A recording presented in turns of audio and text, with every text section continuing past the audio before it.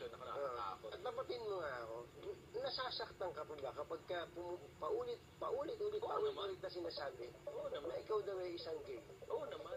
Eh, magagawa ka. Yun ang gusto ng tao. Mm. So, bahala kayo sa buhay niyo.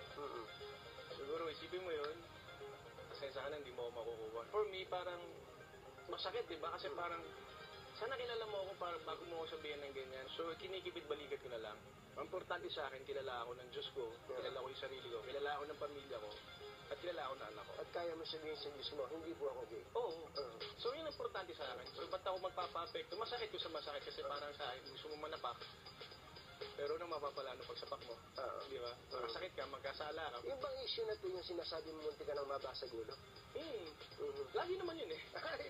Yun lang naman eh. Yeah. I've been in the business for almost 20 years. Di ba? Hindi pa ako magsasawa. Kaya sa Instagram, pag may mga ganun, delete, block, tapos. That's it. Pero Masyadong maraming blessing sa buhay ko para magtiwala ako sa mga ganung bagay. hindi po ubra ang